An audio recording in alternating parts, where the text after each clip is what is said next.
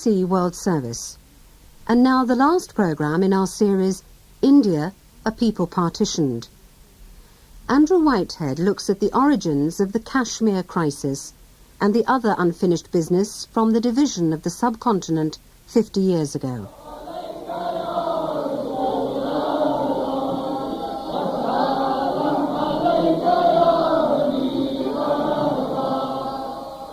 It sometimes seems that Kashmiris have been doing little else for the past 50 years but mourning their dead.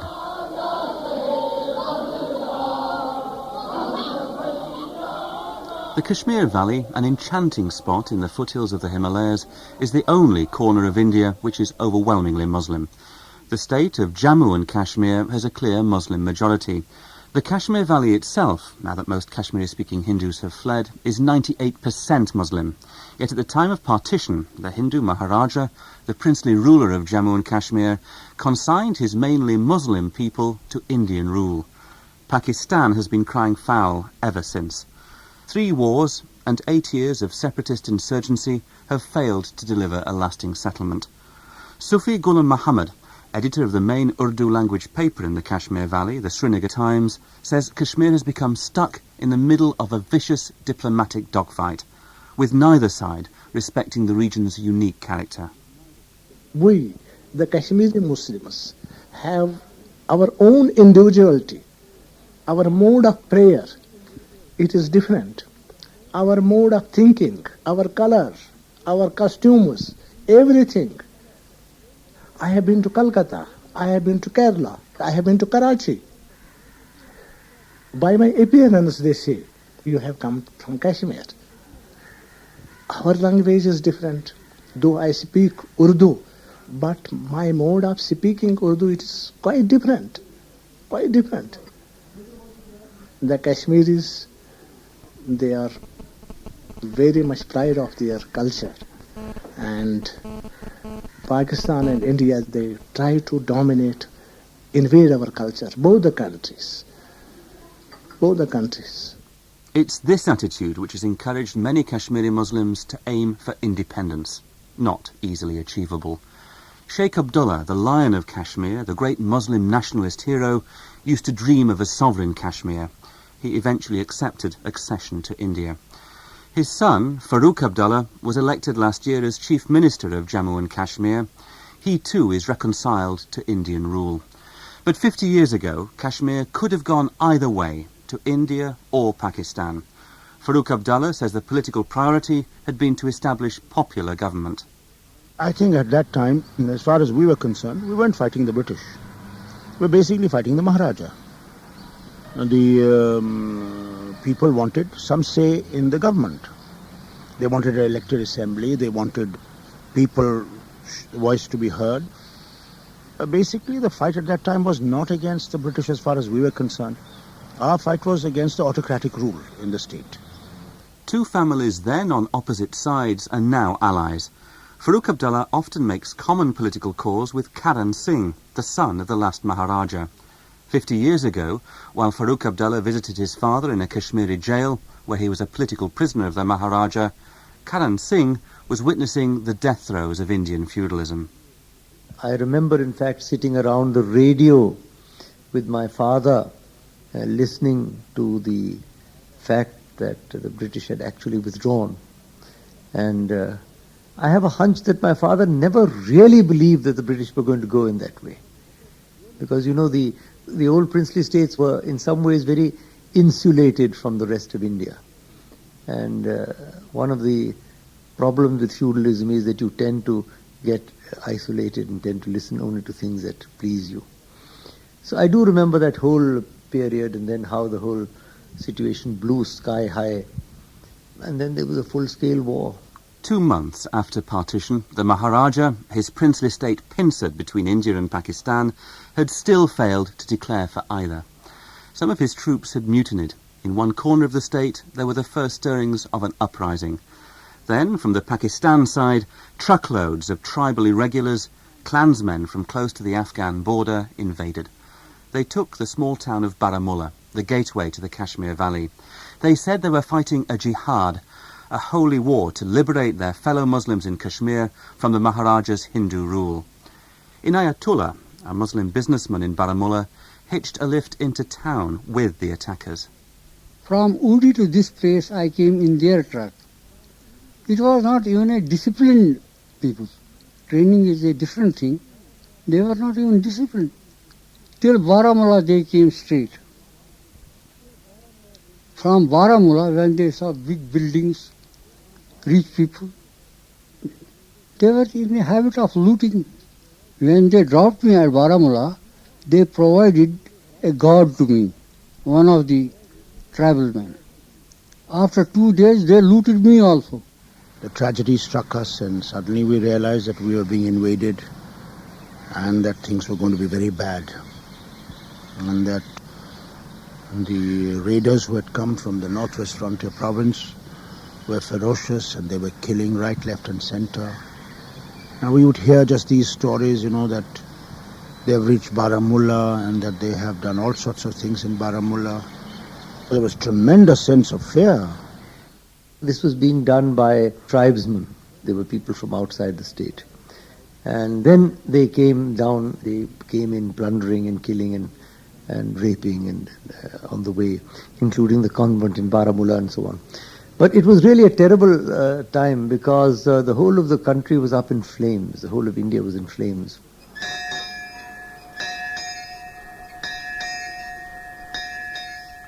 St. Joseph's Roman Catholic convent stands at the point where the mountains start closing in on the Kashmir Valley, a serene spot, overlooked by tree-lined, mist-shrouded hills.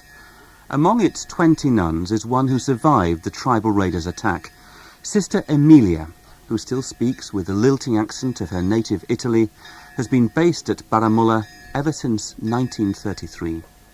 Monday after Christ the King, Feast of Christ the King, it was in Sunday, and Monday they reach here. When they started to shoot. So as they were in the veranda of the hospital, one ward to another, they say, shoot, kill, tomorrow. Sister Emilia can chuckle about it today, but she lived through a terrifying ordeal. The raiders ransacked and looted the convent hospital and killed 6 people, including a nun. The other nuns and patients were confined to one room for 11 days. When news of this desecration reached the outside world, it hardened opinion against the invasion. At the time, Sardar Abdul Qayyum was leading the pro-Pakistan forces in one part of Kashmir. He later became Prime Minister of the small part of Kashmir under Pakistan's control. He says the indiscipline of the raiders doomed the whole enterprise. Wherever they went, it was not only in Baramulla, but wherever they went, in Muzaffarabad, in other areas, they did the same thing, and that caused us great damage. And then, of course, the looting created a very bad impression amongst the Muslim community. They went on looting, and when they were full, they went back. Every tribe was being commanded by the tribal chief. For example, the Masuds had their own command, the Wazirs had their own command, the Khataks had their own command. A number of tribes, as they are called, particularly the Wazirs and Masuds, were absolutely uncontrollable. I came into exchange fire with them at Muzaffarabad because this indiscipline could not be allowed to go on. They made absolutely blunder in allowing a thing like this. If the invaders from Pakistan had made straight for the Kashmiri capital, Srinagar, and captured the airstrip, it would have been almost impossible to dislodge them. The history of South Asia could well have been very different. As it was, the raiders made haphazard progress. But as they closed in, Karan Singh, heir to the Maharaja, remembers the sense of panic.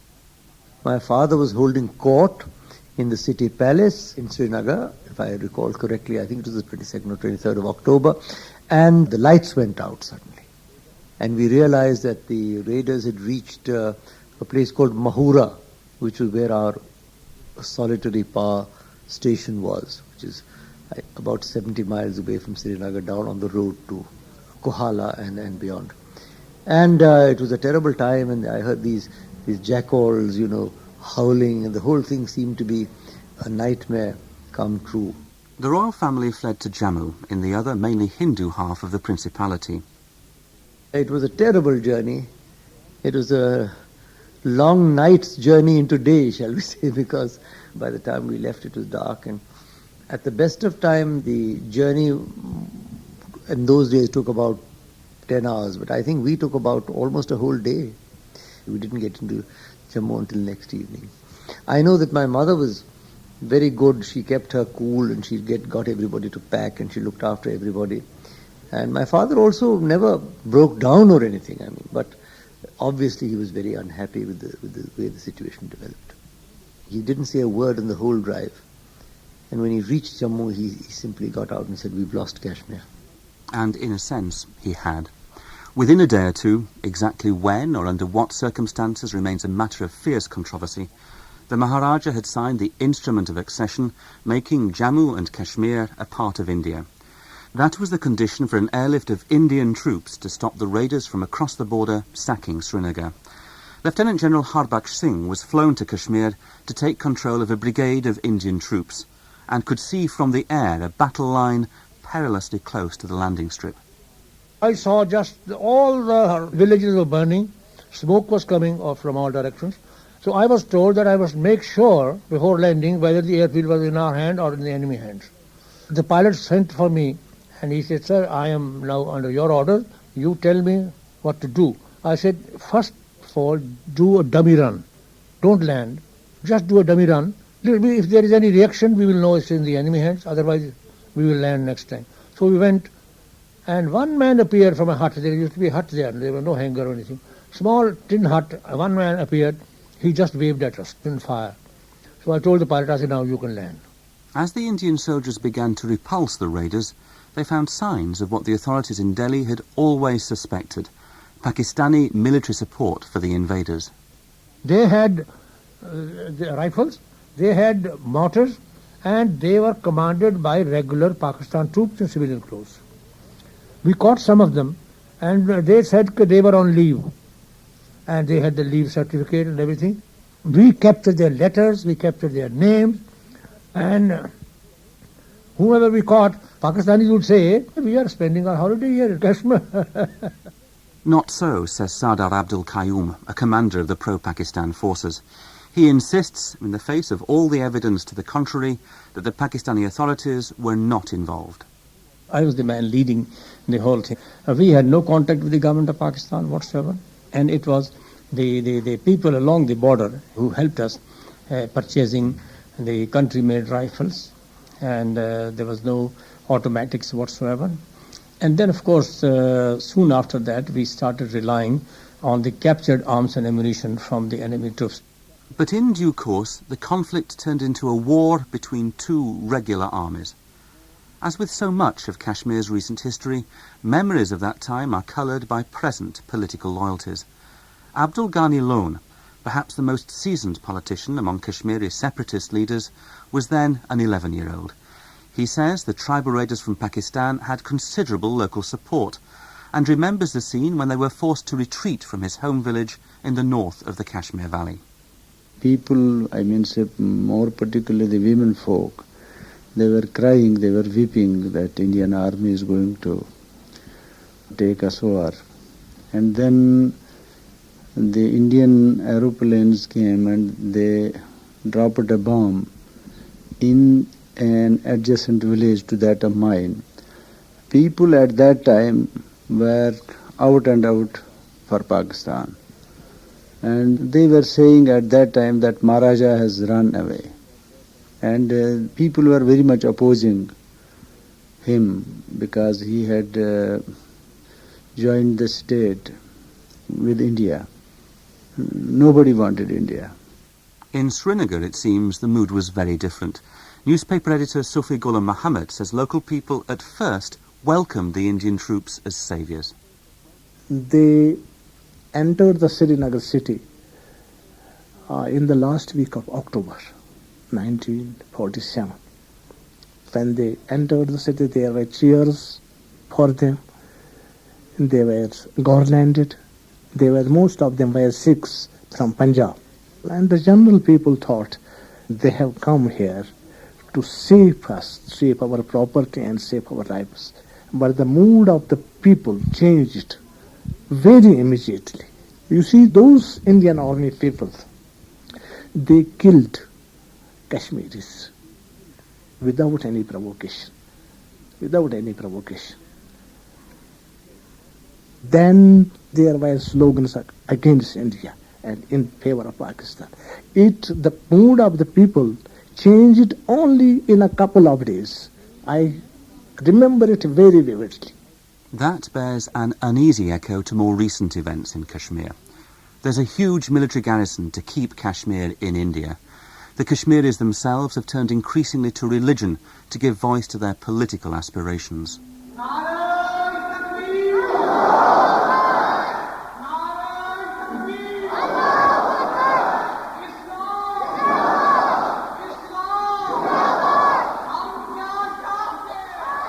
The Kashmir issue bedevils any attempt to thaw in relations between India and Pakistan.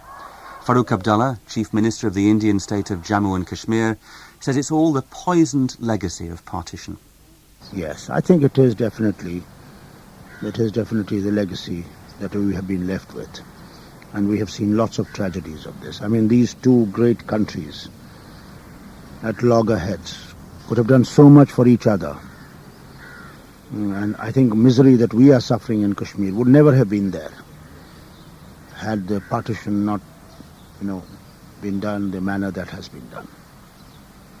It's a pity, both pity and a tragedy. And I wonder how long this tragedy will last.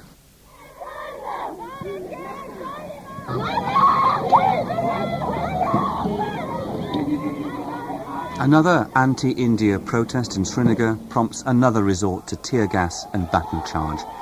Among Kashmiri separatist leaders such as Abdul Ghani Lone, there's a sense of weariness bordering on despair. Kashmir continues to be under the shadow of partition.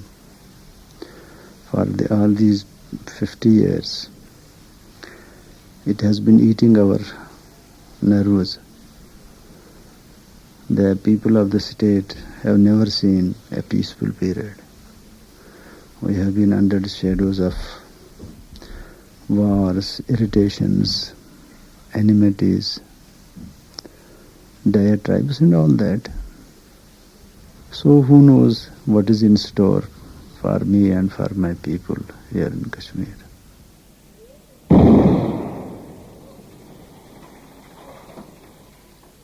It's not simply a tragedy for Kashmiris. It's the main potential flashpoint between two rival threshold nuclear powers. It prompts India and Pakistan to spend vastly more than they can afford in a regional arms race. It underlies all the other aspects of a bitter divorce: little legal trade, harsh visa regimes, poor communications. What makes this litany of mistrust all the more shocking is that the two countries have so much in common. The main relaxation in Pakistan is watching pirated Indian films. There's a big potential audience in India for Pakistani TV serials. In both countries, partition has influenced the tone of national politics. In India, it's given new impetus to the debate about whether the country should remain secular or become a Hindustan, an explicitly Hindu nation. In Pakistan, there's uncertainty about the nation's ideological underpinning, Jinnah's two-nation theory, that South Asian Muslims are not simply a distinct community, but a different nation. The idea of religion as the main building block of nationhood began falling apart within months of independence, when Jinnah had to address the issue of a state language. Addressing the students of Dhaka University at Dhaka, the capital of the then province of East Bengal, in March 1948, the Quaid-e-Azam said, "Let me make it very clear to you, and leave no doubt, that the state language of Pakistan is going to be Urdu and no other language.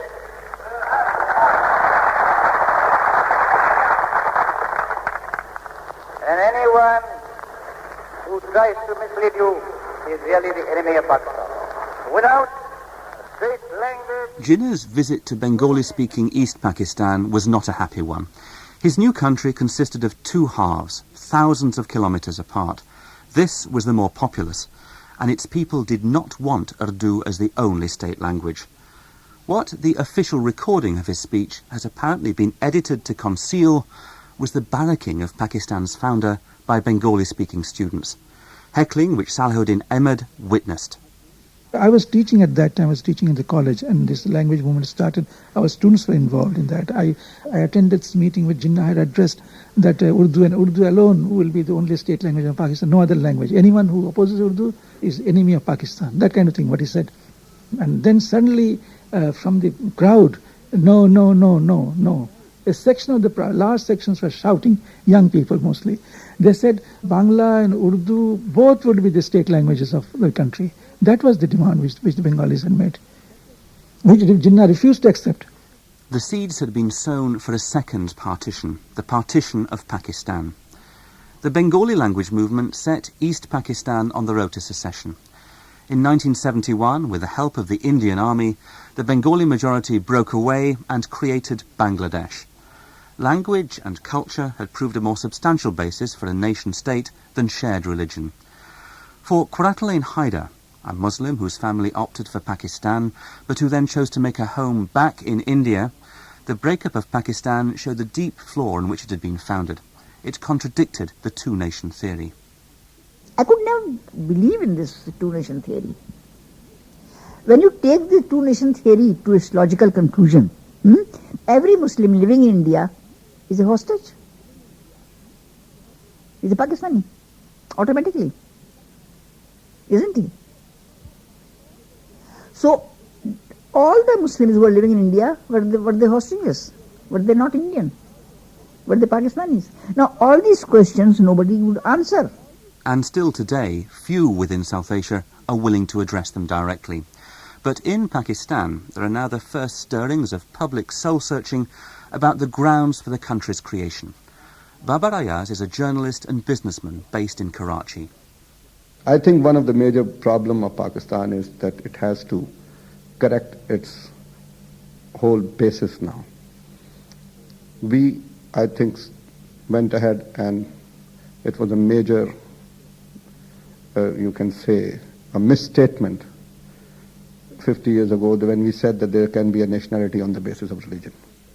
And the events and history has proved that there cannot be a nation on the basis of religion.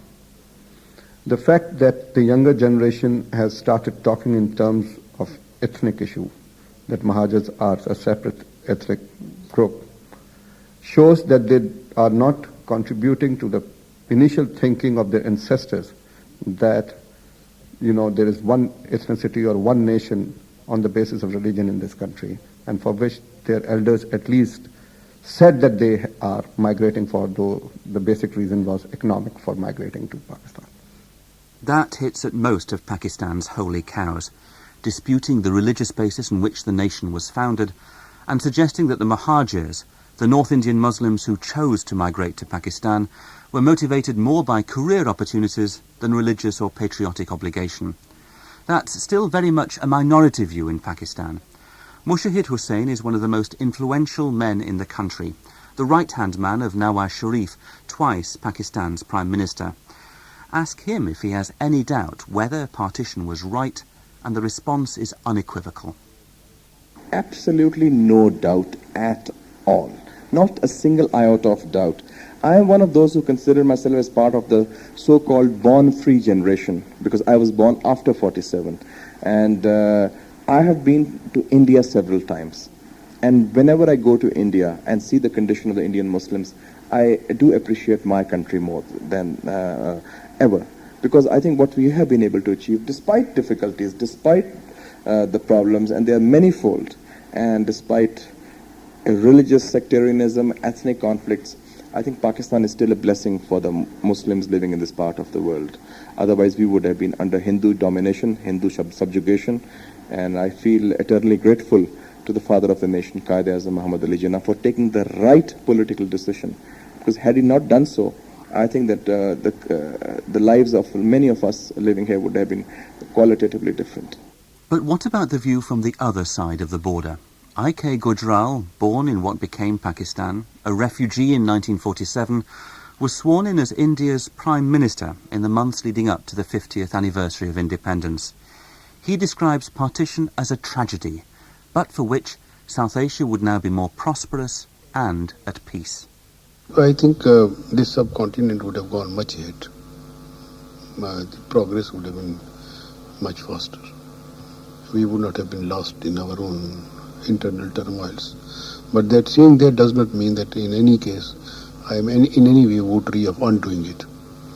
I think now we are two nations. I am only keen that we should live like friends and cooperate. And that, spurred on by the Golden Jubilee of British withdrawal, is what both governments now seem to be striving to achieve. But they have to overcome the accumulated legacy of half a century of suspicion and mistrust, the mindset that has led to 3 wars. And that sense of sadness and betrayal, that enormous communal rift, that tremendous loss of life, that dampening of the human spirit, which accompanied the birth of these 2 independent nations. Just reflect on the figures.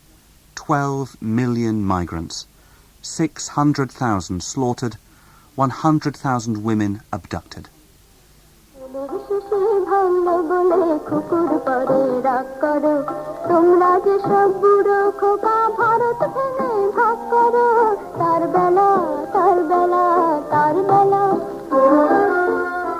I began this series with a Bengali nursery rhyme, a verse written in 1947 by a Bengali Hindu, chastising his country's leaders for breaking the nation. They were worse than children, he said. For a closing thought, let's go to the other side of the line, to an eminent Bengali Muslim, one of Bangladesh's most admired men of letters. Shaukat Osman describes partition as a sin for which the people of South Asia are still paying. Of course, we are prisoner of the past, prisoner of the partition, prisoner of the irrationality, which then led us to jump into the darkness. Politically, economically, culturally, legacy of the past. It is haunting like ghosts all over the subcontinent. But still the trauma is not over. Is not over.